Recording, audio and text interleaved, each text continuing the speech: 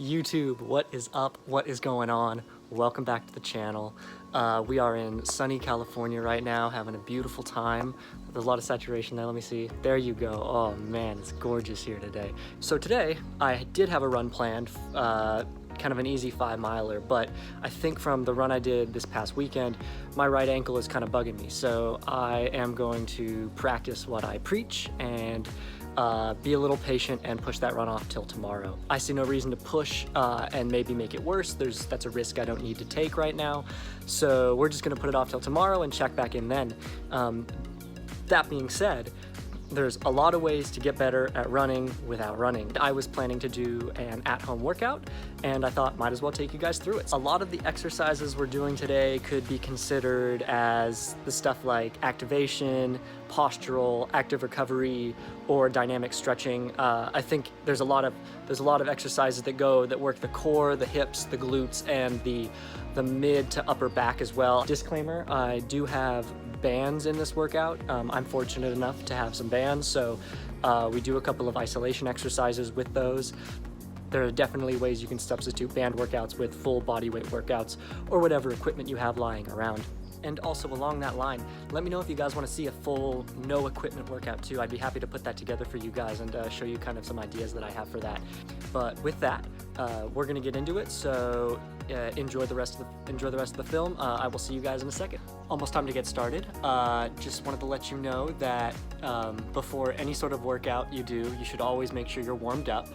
For me, it's about 80 to 85 degrees out, so I'm really warm already, and I went on about a 20-minute walk, super easy, just had fun with it. I wore my sandals, and I think I just got my heart rate up to around 100 beats per minute, so nothing crazy, but still got the muscles moving and the blood pumping.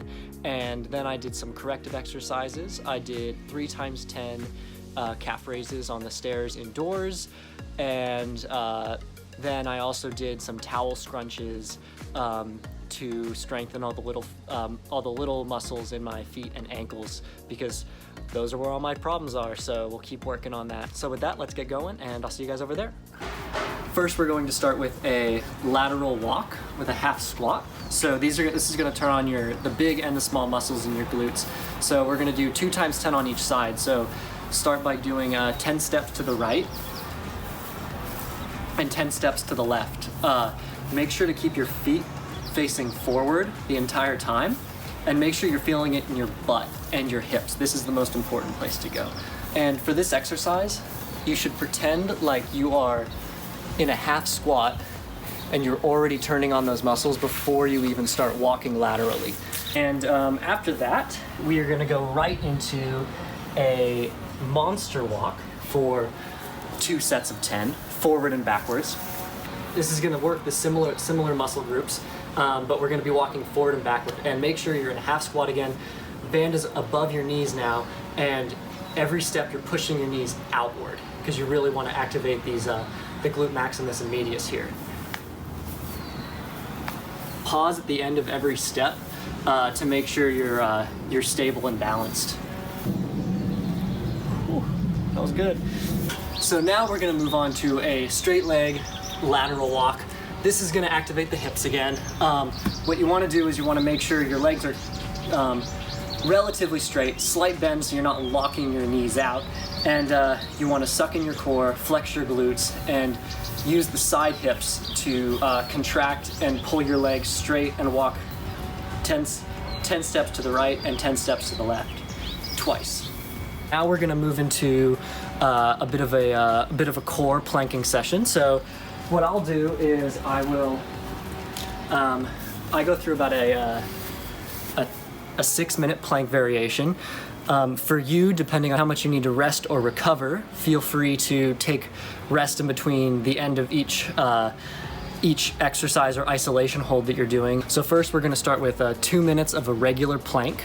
I think, this is a tried and true workout. It's gonna work all parts of your core. It's gonna activate your obliques. rectus abdominis, your glutes, your hip flexors, and sometimes in a little bit even your quads and your lower back and your shoulder muscles. It works on just about everything. So you're gonna hold that for 2 minutes. If you need to take a rest after that, take a rest, but then we're gonna go straight. I like to go straight into a side plank. I'm gonna hold a side plank on both sides for 1 minute each. And after I'm done with the second minute on the side, I go to the other side again and hold 30 seconds. But for the whole 30 seconds, I'm making sure to do hip dips. When you're doing hip dips, make sure that you're still maintaining a very straight alignment with your hips. Don't let your hips roll forward or backwards. And what you want to do is you want to use your obliques to drop down to the ground and contract your hips and obliques to pull it back up.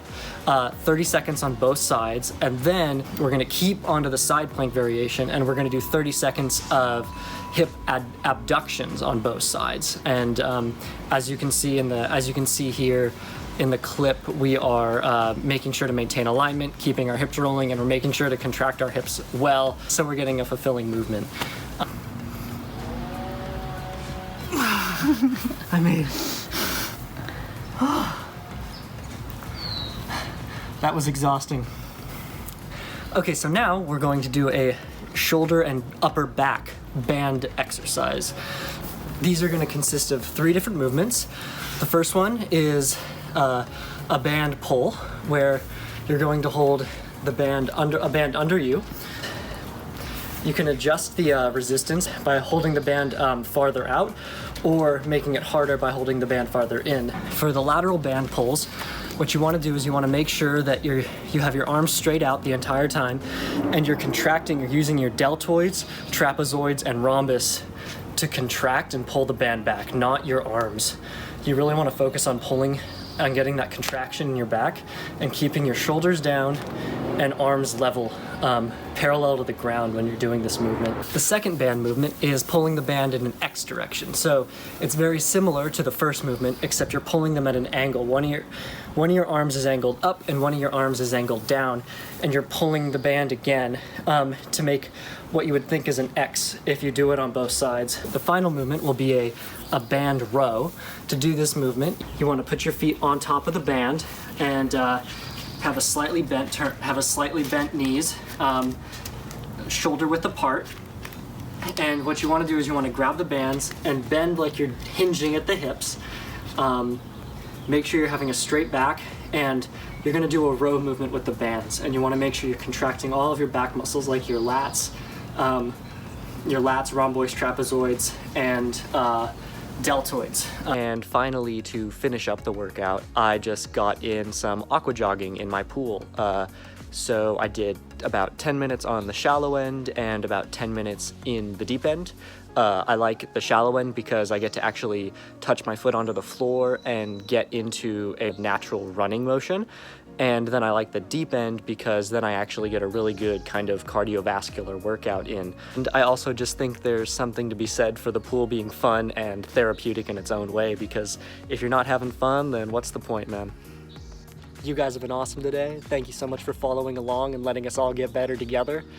Final step of active recovery day for me is to lay in the sun and synthesize a little natural vitamin D. And I'm gonna leave it there. So until next time, guys, you know the drill. Stay healthy, stay chill. Cheers.